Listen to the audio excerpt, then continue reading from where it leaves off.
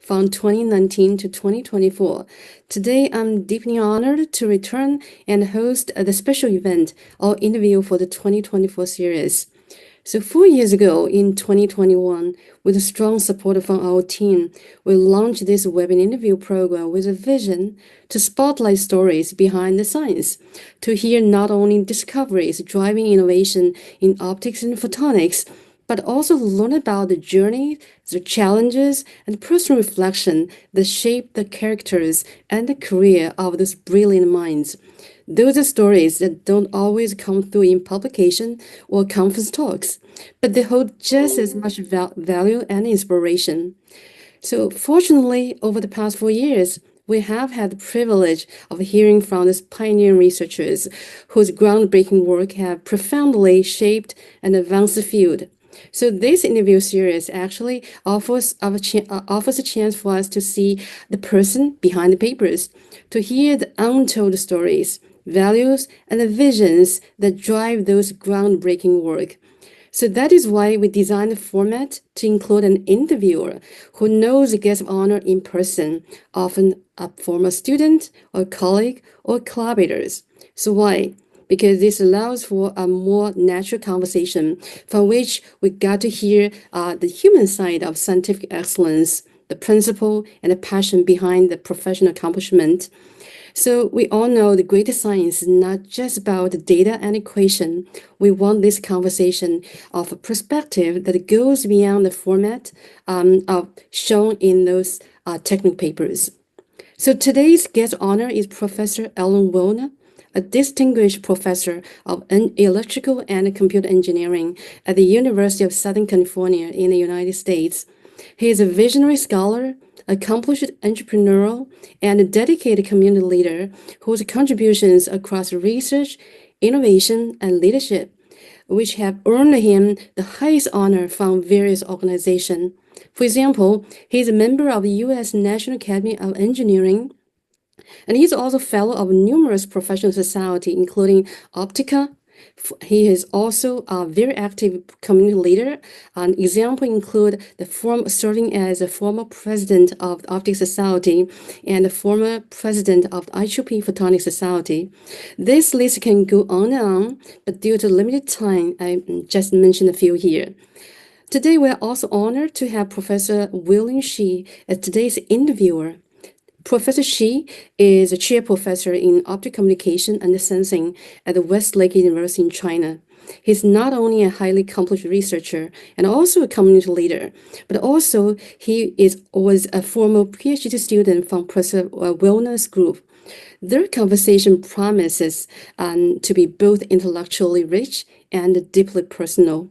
So with that, it's my great honor to turn the stage over to Professor Willner and Professor Shi. Look forward to their insightful conversation.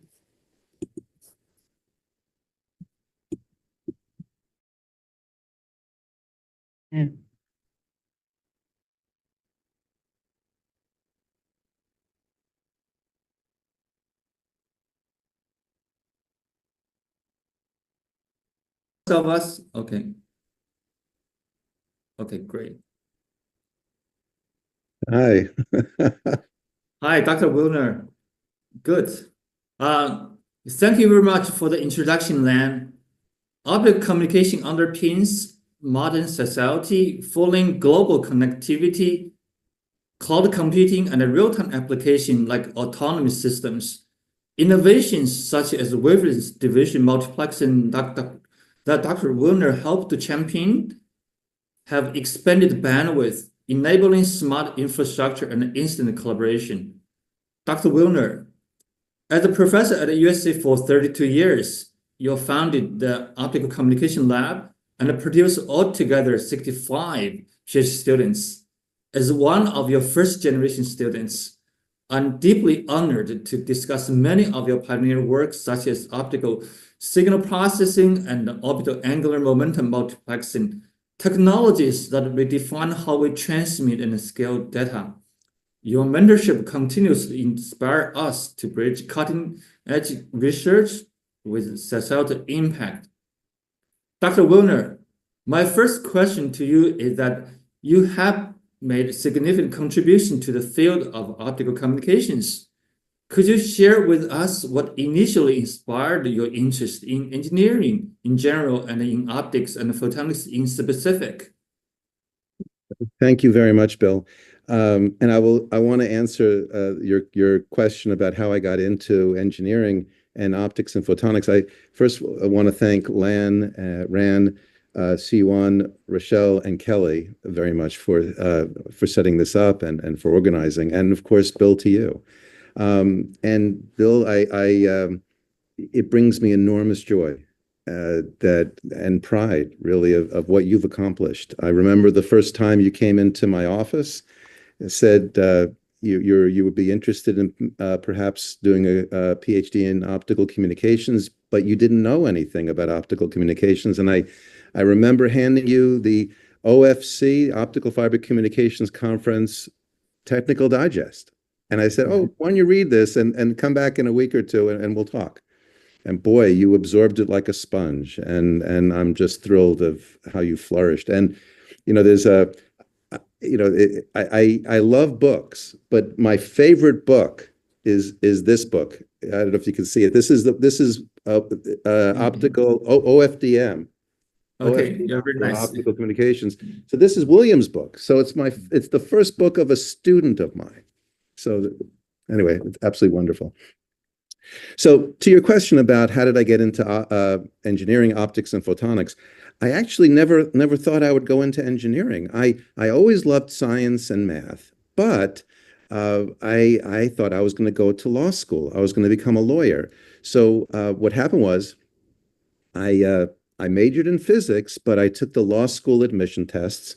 I applied to law school, got accepted, and deferred law school so that I could just get a master's in engineering because I thought I'd be interested in patent law. Well, I went to engineering and I liked it. I didn't know much about it, but just went to engineering. I took a few courses with Professor Richard Osgood. One day he stopped me in the hallway and he said, Alan, you seem like a good guy. Would you like to do a PhD in my group? And I thought about it for about a week and I realized, I actually like this. And so I decided to go get the PhD and I had no idea. So the fact that Professor Richard Osgood was doing in fact, his grand advisor was Charlie Towns, the inventor of the Maser laser. So he was in optics and photonics. So I became into optics and photonics. So it was really just kind of luck how I got into all of this. Indeed, my father asked me, what does an engineer do? After I was in engineering school, I said, I have no idea, because all I would get were these questions and problems on tests. And I was like, I know an engineer doesn't just, give back problems. So I had to learn, and I learned in the PhD program. Okay, that is a very interesting story. I feel sorry that the law community just lost a great lawyer, but our photonic community gained an outstanding professor. Dr. Willner, you were a postdoc at Bell Labs in the late 1980s and went to the University of Southern California as a professor in the early 1990s. What led you to pursue a career path in optical communications? And what was the field like nearly 40 years ago? What would you credit your success in the field? The field 40 years ago, so this is a wonderful question. The field 40 years ago had a lot of promise that things really could happen. It hadn't yet cemented itself in terms of any one field, but certainly for communications, for imaging, it was really starting to become clear this was becoming a big deal. So there was excitement.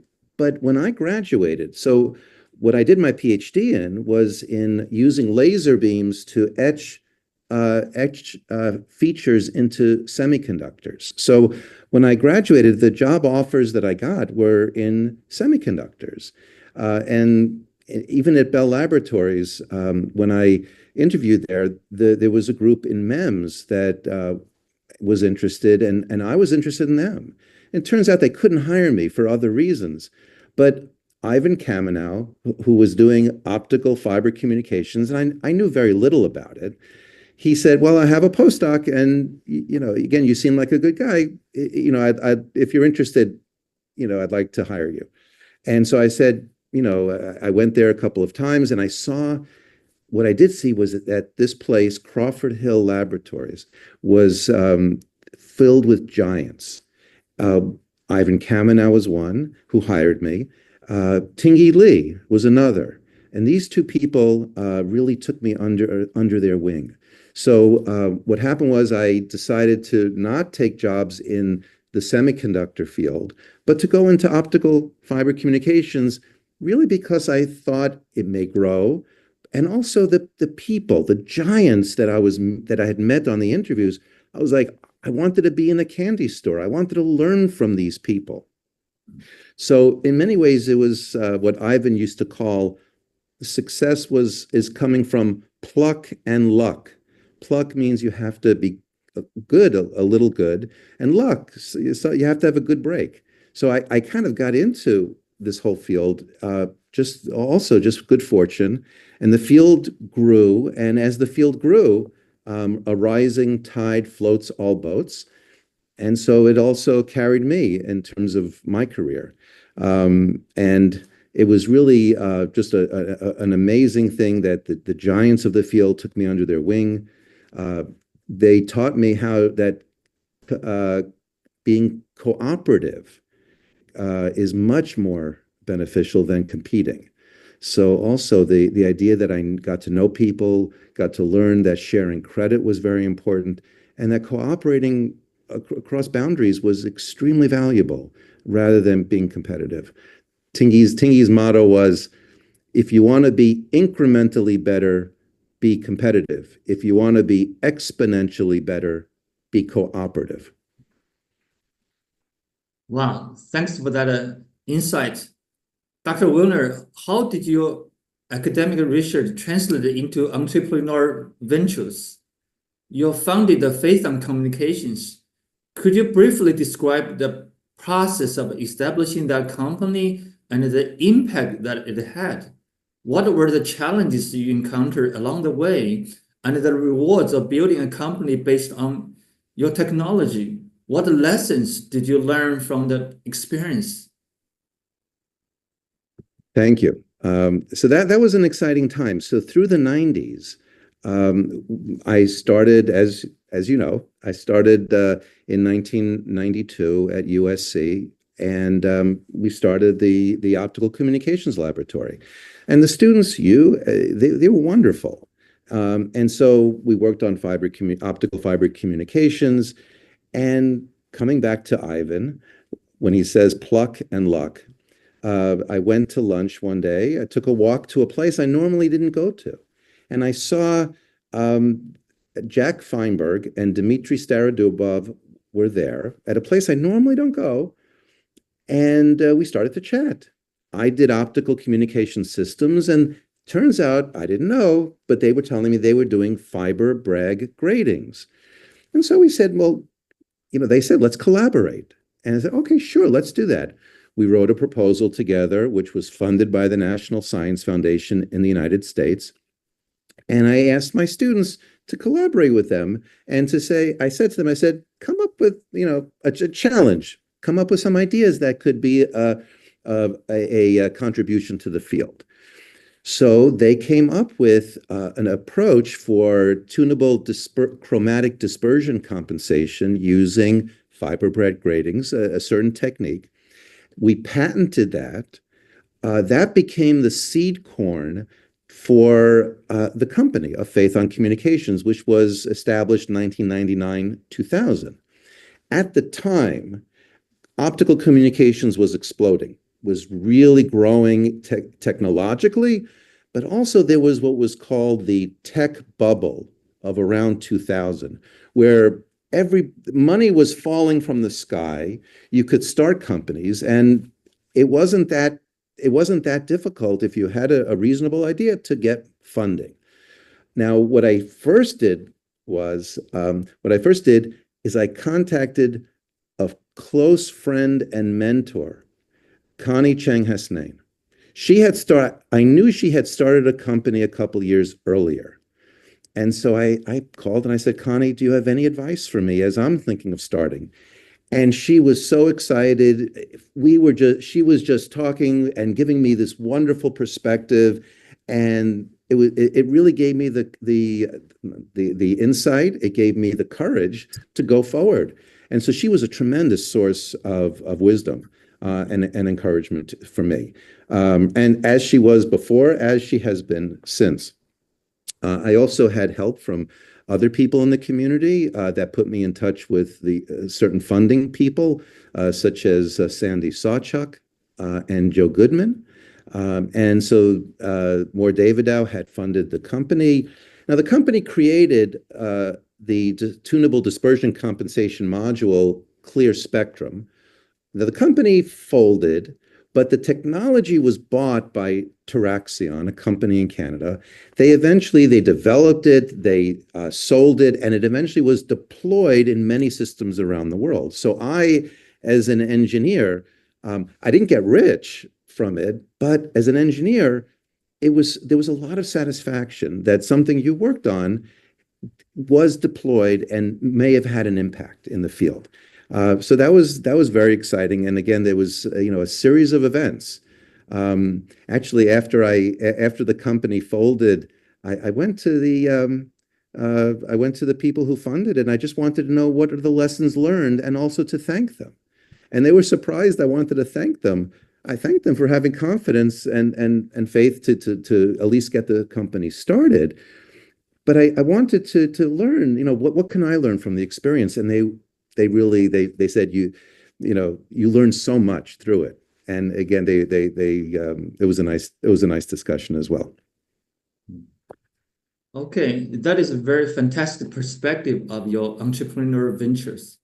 Dr. Willner, every researcher strives for transformative breakthroughs, and your seminal work on orbital angular momentum multiplexing, enabling terabit speed free space optical transmission, has helped propel OAM and structured light to the forefront of photonics.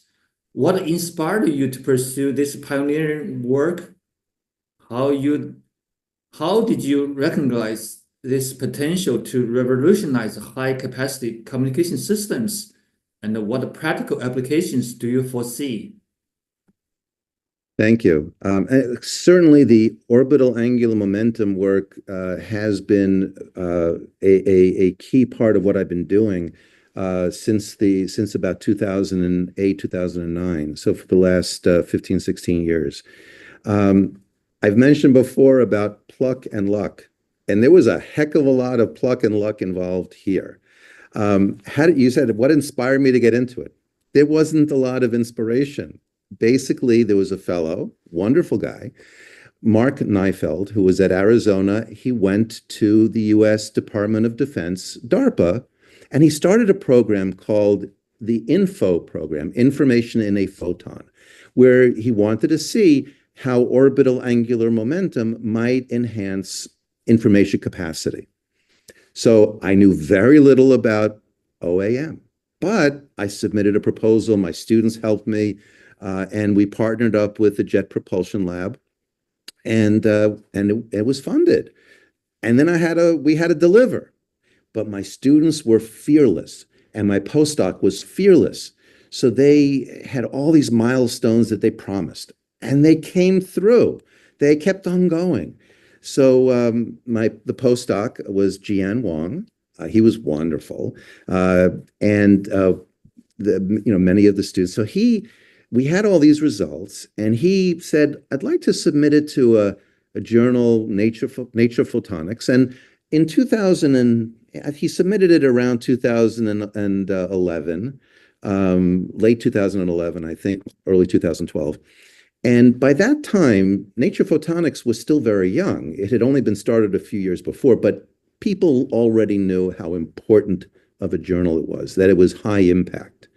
So when he said in our group meeting, he said, I'd like to submit it to Nature Photonics, I was very skeptical. I said, I don't think we should. This is why it'll get rejected. This is why it'll get rejected. That's why it'll get rejected. So we should try somewhere else.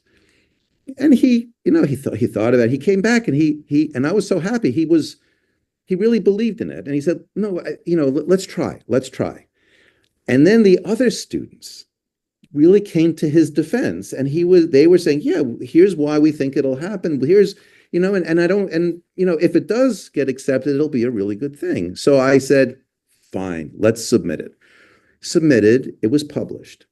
And to my great surprise, and our long-term collaborator, Moshe Tur, from Tel Aviv University, also said he was also surprised. He's a co-author on the paper and a longtime collaborator, that there was so much attention right away. It was reported in the BBC. It was reported all over the world, 200 news outlets. My students' families in China, in other countries, their families had heard about it. It was really quite something. There were videos that were produced on the web by people I have no idea about it, and it was just amazing. So it was surprising. It ended up getting a lot of attention. There was also a lot of skepticism in the community of whether there was much to it. Is orbital angular momentum a big deal or not? Is it just another form of MIMO? Maybe it is. Is it, will it even work, right? What if, this and this reason it won't work and so on? Well, so the only thing I kind of realized was, so clearly until now, I was like riding along by the grace of people. And what happened at this point was I realized there was a lot of attention. There was a lot of skepticism, but it's an opportunity. And my students were really gung-ho to try. So we ran as fast as we could. So 2012, we published the Nature Photonics paper. 2013, we collaborated with Siddharth Ramachandran. We published in Science a fiber paper. 2014, we went into the RF world. We were funded by Intel for 5G. We went into millimeter waves. In 2014, published in Nature Communications. And so we just kept on running as fast as we could, not claiming things, but just saying, here's what we measured, here's what we did. And the idea was, if something would grow, we certainly wanted to be able to be there. And things did grow, which was wonderful. It was a very exciting time, and it remains a very exciting time. In terms of the applications, so there are certain applications that are coming to the fore now. One of them is actually in the radio world. So there are several companies that are commercializing 6G products using orbital angular momentum multiplexing for a capacity increase. And OAM is being incorporated into the 6G standard. So this is quite exciting. Now, structured light, OAM, will it be used for communications in optics? Possibly. I think that there's not a small chance. But the tools we're learning we're learning how to manipulate light, and what we use it for is who knows, right? But we're learning great techniques, great science, great engineering about how to manipulate light.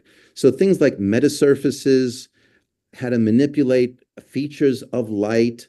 The unexpected research and development is out there. And I'll just quote Ivan. The first time I heard Ivan give a talk, he was talking about gigabit networks at a time way before the web really was coming about with websites. And somebody asked him and said, "What are you going to use gigabits for?" And he said, "Well, not clear, but I think that there'll be a use for it." He said, when they first invented paper, they thought they would print the Bible on it. And now we use it to wrap fish.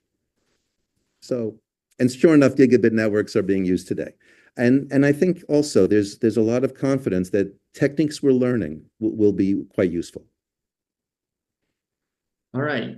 Yeah, thanks for sharing that interesting story. Actually, your Nature Photonics papers on terabit free space optical communications has become an instant hit and has become one of the most cited papers in Nature Photonics journal.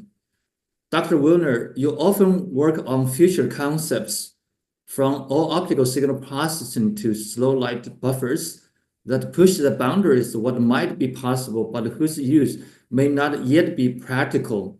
How do you sustain passions for the blue sky research when real-world applications may lie decades ahead? What fuels your conviction in these long-term bets?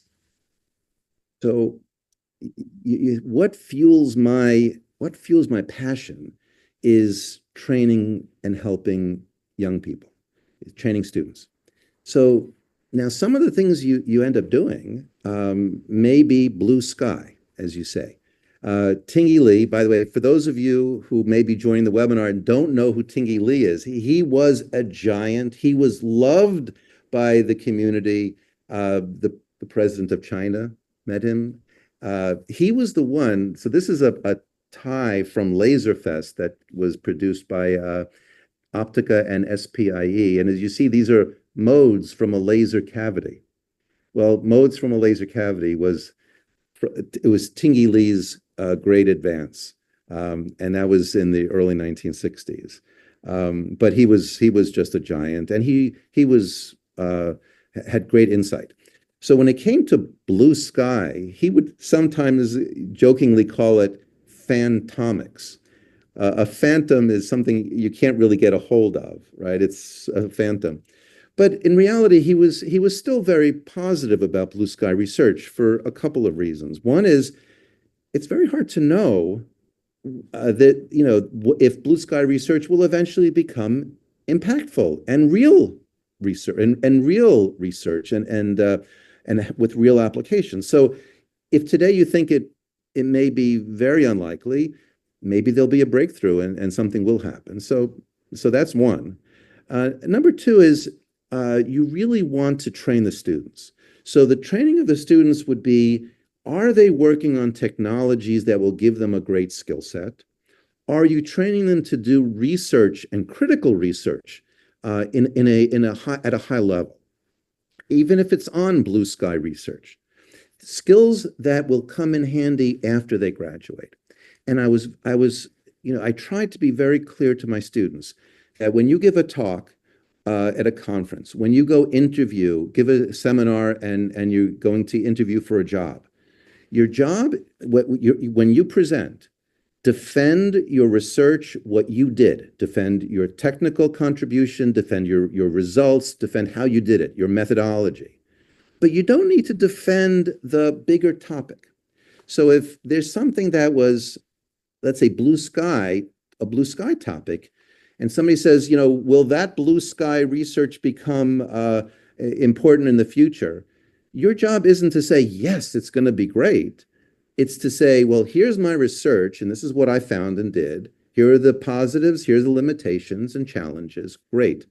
But you want to be able to intellectually, honestly say, here are the potential advantages, here are the potential disadvantages, and be able to be critical about it.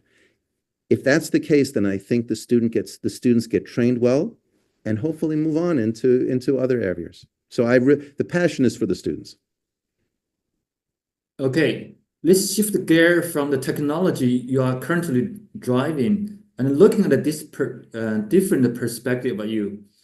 Your tireless work ethic and dedication set a powerful example showing how true mentorship drives excellence. Countless students, myself included, now lead in academia and industry. Proof of your transformative impact. The values I gained during my PhD still guide how I lead my lab today. Can you share your experience of a PhD supervising at USC? Yeah. And of course, you know, you were fantastic. You and your cohort at the beginning.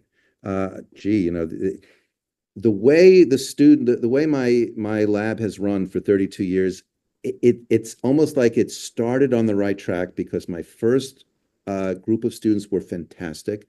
They trained the next generation, which trained the next generation, trained the next generation. So it really was this ongoing thing. And the spirit of helping, of collaborating, of sharing credit.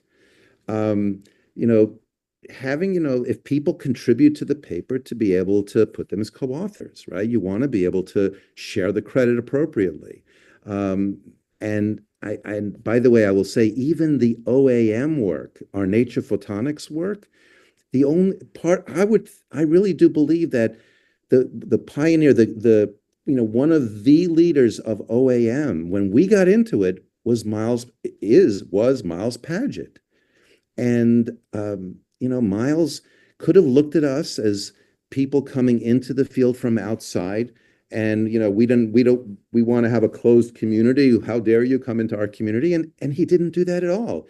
He welcomed us in. He praised the work, and he grew the community. That's how you grow, is by welcoming in people and collaborating. And so I learned a lot from Miles by that, and that's the philosophy that I have with the students, and the students with each other. Collaborate, share the credit. An advisor is very much like, my father used to tell me that the two people who want the best for you always are your teachers and your parents. So I just get, great joy by seeing my students thrive. Each, as they grow, the students grow. Each generation is special. After the first generation, after you left, William, I was worried. How is the next generation going to be any good? The previous one was fantastic. Every generation turns out to be wonderful in their own way, uniquely, but just absolutely fantastic. And so the advisor, I appreciate my advisor more and more. Unfortunately, he passed away a year and a half ago, and I feel like my rudder, my North Star has left. I appreciated, as I became an advisor, I appreciated him more and more. Just like I think people, when they become parents, they appreciate their own parents more and more.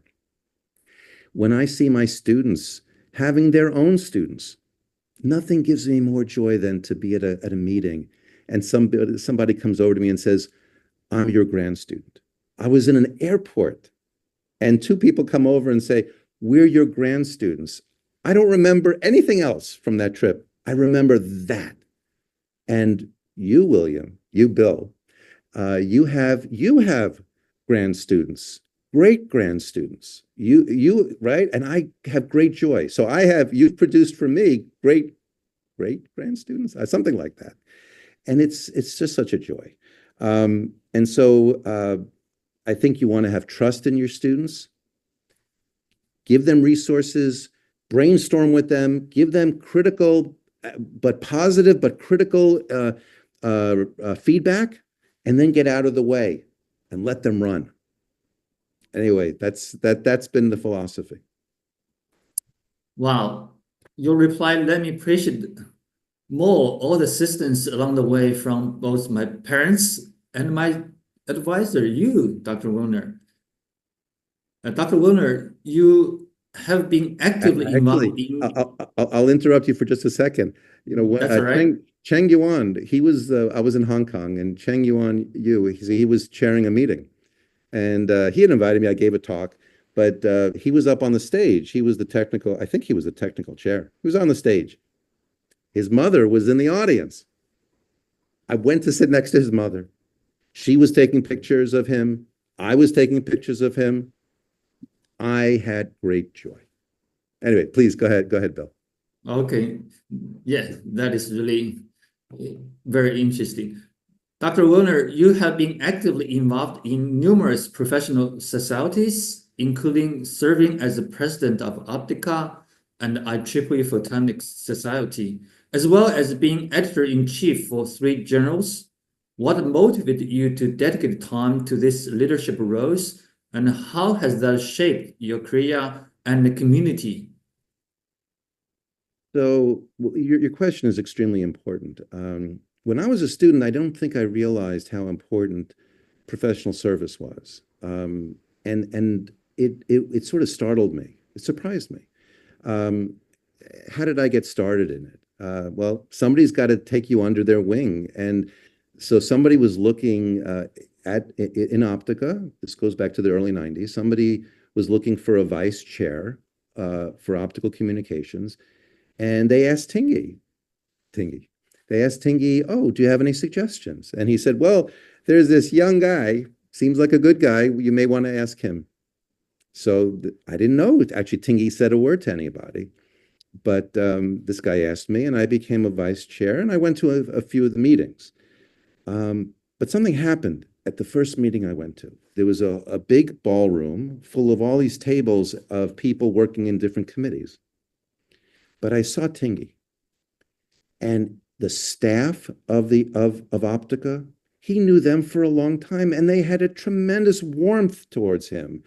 They liked him. They loved him. He was beloved. The people who are his colleagues in other institutions that he's known for decades, they just had this friendship, this camaraderie, collegiality, this warmth. And I looked at this and I said, I want that. I want to experience it. I want to share it with others. So it really was, in that way, fairly selfish. I wanted that. And so I just wanted to volunteer as much as I could because I enjoyed it. It really was enjoyable. It was not stressful. When you work for a professional society or volunteer, you're just helping others, inviting people to give papers or give talks. You're helping organize a meeting. You're just trying to be helpful. You don't have, hopefully, no agenda. You're not trying to get anything for yourself. You're just trying to be helpful. In which case you develop relationships and trust and, just long-term warm friendships. I've had them for decades. I think Tony Heinz at Stanford, I was just behind him on several committees, and we just worked together, and I just grew to have tremendous respect for him. And we had worked together, and warmth for him. Now, on the one hand, it adds, I believe, tremendously to your enjoyment for your career. You enjoy it. When you're having these warm relationships, you enjoy it more. You also gain. It's a benefit for you because there's marketing going on.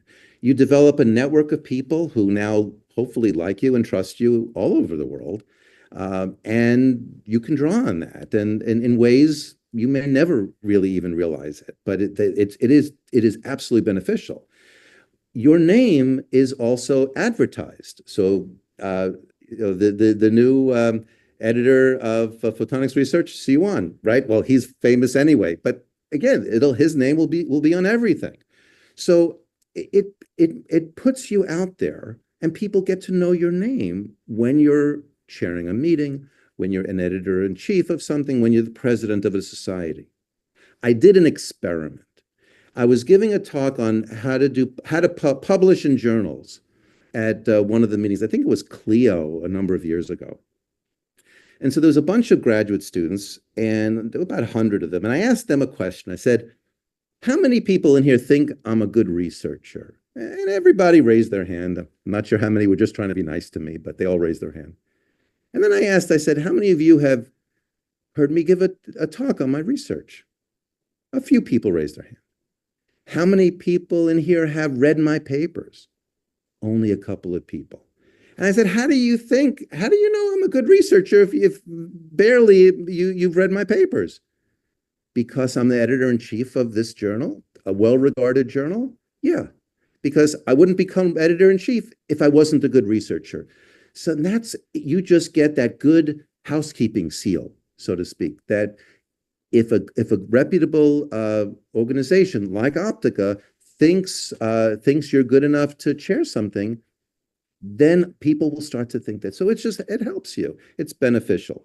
Although that wasn't my intention at the beginning. It really was, and I absolutely loved it. And it was true. And again, Tingy got me started. All right. So our community really appreciate you and Tingley's invaluable leadership. Along the related line, optics and photonics has enjoyed decades of growth and excitement. How do you view the current state of the optics and photonics community? What do you see as the biggest opportunities and the challenges for the field in the coming years? Well, your question goes to the heart.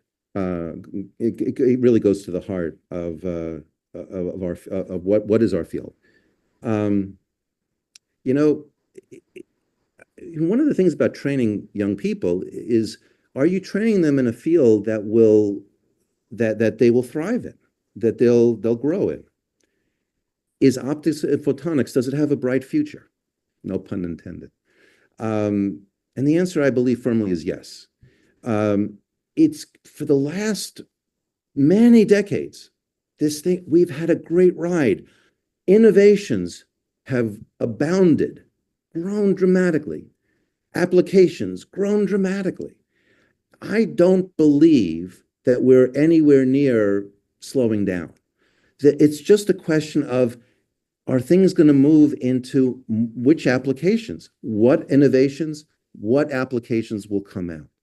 I believe firmly that will happen. And this idea of what is the future going to be like? Don't bet against photonics, optics and photonics.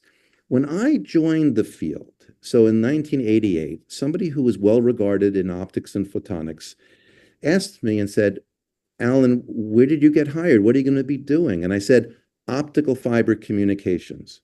And at the time, the erbium doped fiber amplifier had not yet really taken off. So when I said optical communications, he says, "Why are you going into that? It's the field has matured, it's saturated, there's not much growth left." And this was a very well-distinguished guy. And the party had barely started. Optical amplifiers came along, which enabled wavelength division multiplexing, and then we had optical networking, and you name it. And this thing just grew.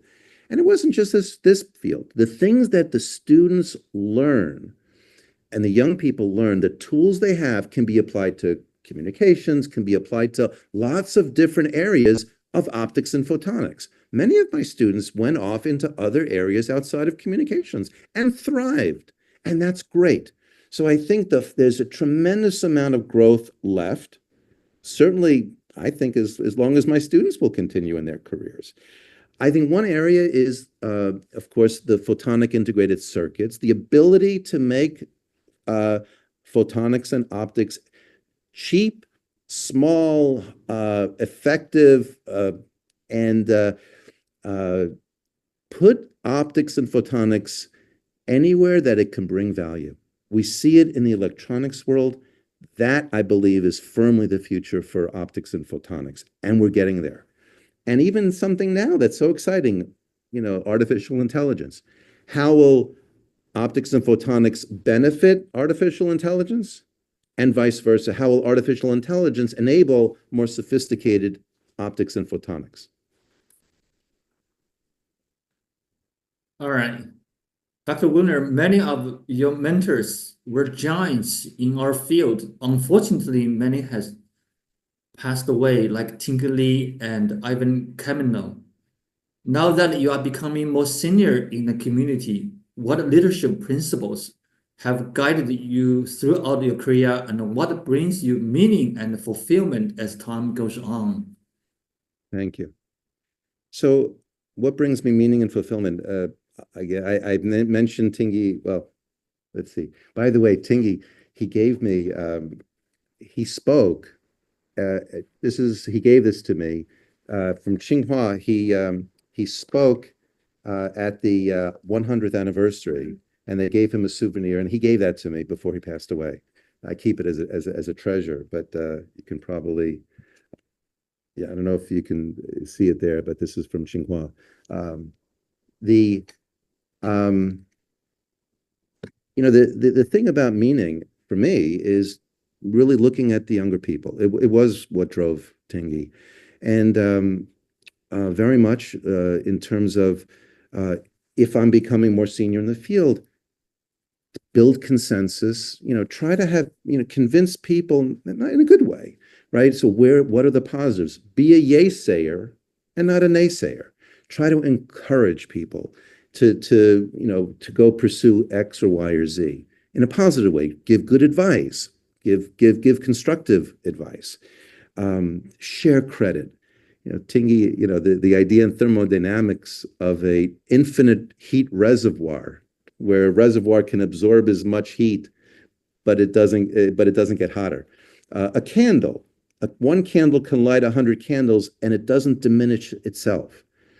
And that was Tingy's approach, right? He always felt that you can share credit, and everything gets brighter. And that's what I hope. Build consensus, build a positive environment, help the people around me. That's what Tingy did. Help the people around him. I would help the people around me just be a little bit better. And one of the key things I enjoy the most right now, is writing I'm writing a column. Every few months I come out with an article in Optics and Photonics News for Optica. So there's a career focus, and I love writing those things. It's things I've been telling students over the years, and I love writing it for the larger audience, just to try to be helpful. And again, it comes back when I see your face, Bill, and I know what you've built. It just, if that's what I've accomplished, and I've helped you in any way, then that's all I wanted. And thank you. All right. Yeah, you did help me in many perspectives of my life. Thank you, Dr. Willner, for sharing many intriguing stories and many invaluable advices with us. I would also like to take this opportunity to thank the audience to give us many wonderful question suggestions, which we have either adopted or blended into our existing questions. That ends our interview. Thank you. So what stood out to me today, is the kind of depth in this conversation.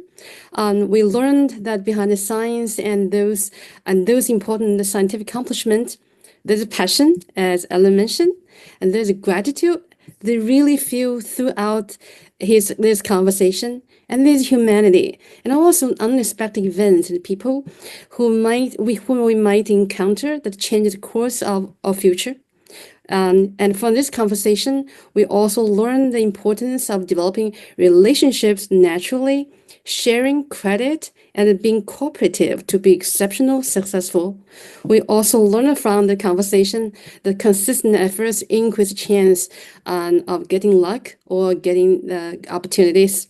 So Alan also told us the importance of doing surveys for the community, like himself, to build a positive environment. Additionally, he also mentioned those giants in the field who took him under their wings, offered him the mentorship, inspiration, and opportunities that guided him and shaped his journey as a scientist. Actually, I found, history repeat themselves. He definitely is the best role model, showcasing this amazing tradition in academia for mentorship by looking at the success of many people who benefit from Alan's mentorship. Alan, in the past 45 minutes, you really confirmed again what Kelly told me about you. You're a great storyteller who has the superior capability to give valuable advice through interesting stories. I'm truly impressed that you give us so much invaluable advice to both researchers at all stages within such a short time. I love your philosophy of trying to be helpful. I hope everyone who tuned in tonight, whether you're a student, researcher, mentor, or entrepreneurial, find something meaningful and encouraging message to carry over. And this interview also actually marks a personal milestone for myself. When I launched this webinar series in 2021, I hope it would become a platform to honor our visionary pioneer like Alan and pass the wisdom to the future generation of researchers, innovators, and engineers. As I now host my last session of this webinar interview series, I'm truly filled with gratitude for the guests who have generously shared their journeys, for the interviewers who help bring those stories to light, and for the global audience that join us across the world. Thank you again, Professor Willner, for sharing your journey so generously, and for Professor Shi for guiding this wonderful conversation through your thoughtful questions. So now it is my great honor to introduce Professor Si-Yuan Yu, the new editor-in-chief of Photonics Research. Under his leadership, I'm confident the journal and this interview series will continue to grow and inspire the community. And he will give you more information about Photon Research Journal in the next few minutes. Professor Yu, now the stage is yours.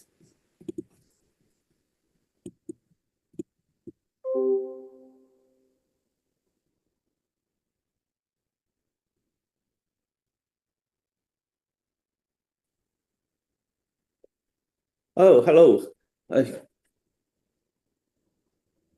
Hi, can you hear me? Yeah.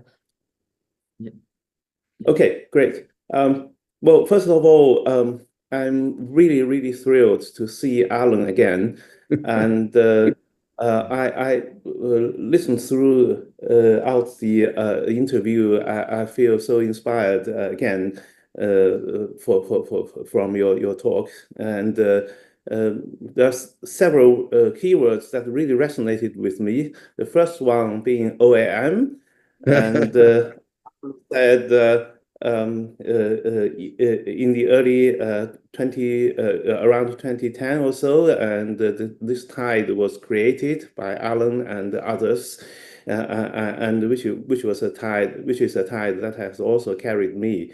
And because unbeknownst to each other, we were working on the same subject, and I remember the very second day when we submitted our science paper, your Nature Photonics paper came out, and that was the timing. And so it has been a great inspiration always to learn from your works, and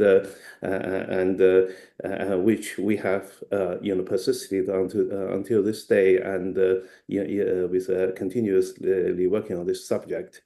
Another keyword I took from your interview was service. The academic service or professional service is something that I also treasure very much, and which is really the motivation behind my sort of agreeing to taking over the editor-in-chief role in photonics research, because this I see it as a unique opportunity to serve the photonics and optics research community, and following the steps of Professor Yang Lan and Professor Zhou Ziping in front before me, and also following the examples set by Alan and the others in the community.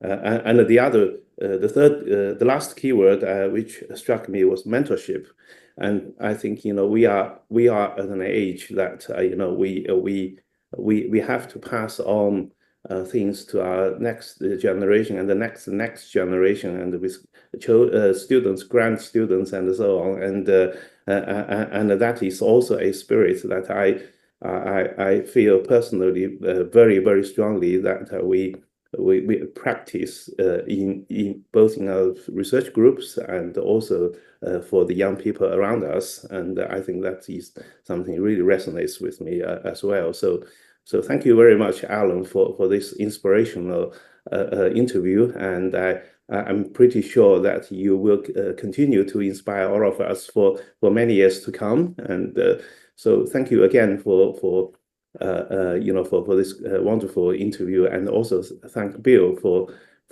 your insightful questions and very well conducted interview.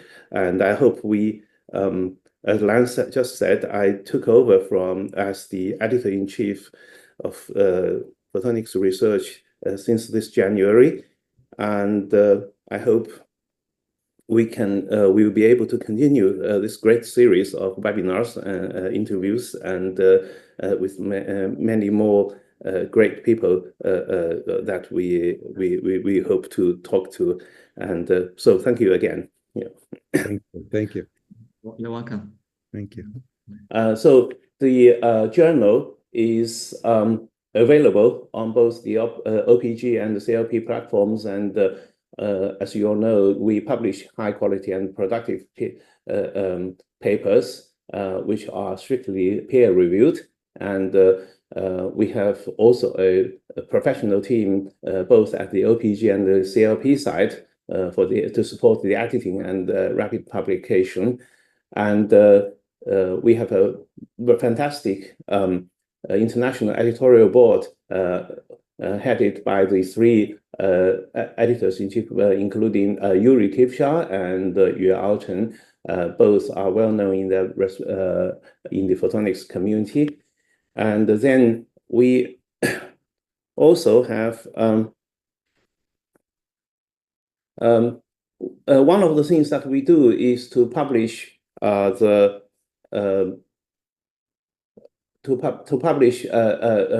special issues or feature issues.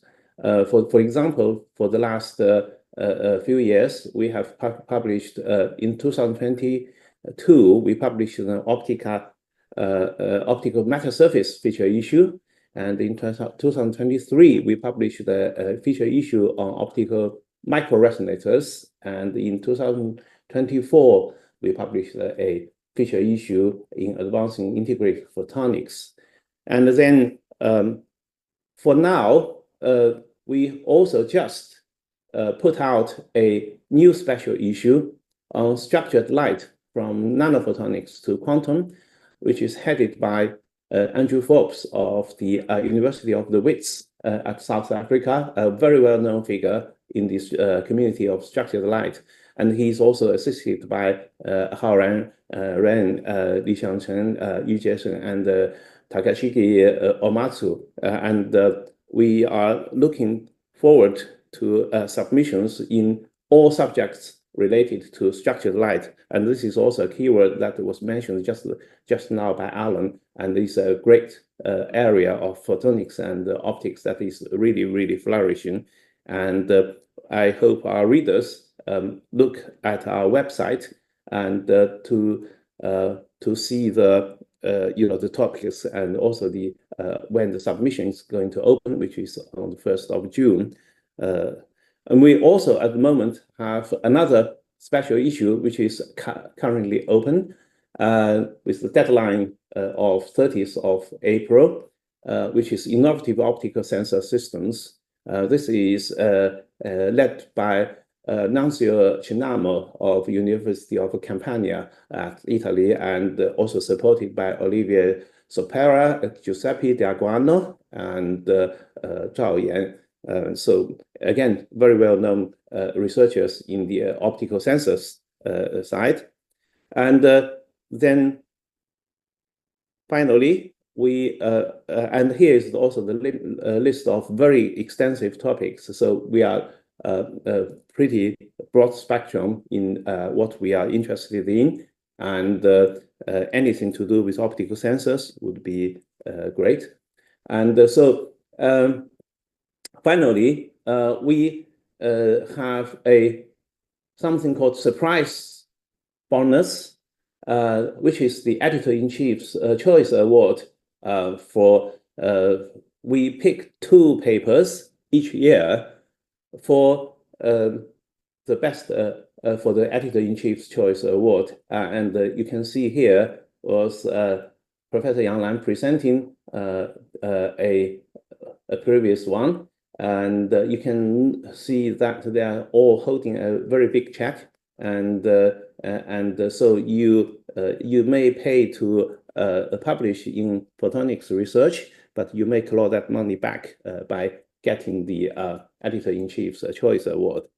Okay, so that is the end of my promotion, and I would like to thank our authors and peer reviewers, readers, and also editorial staff and board of members of board editors for their continuing support for photonics research. And I hope that our journal will continue to flourish under your support. Thank you.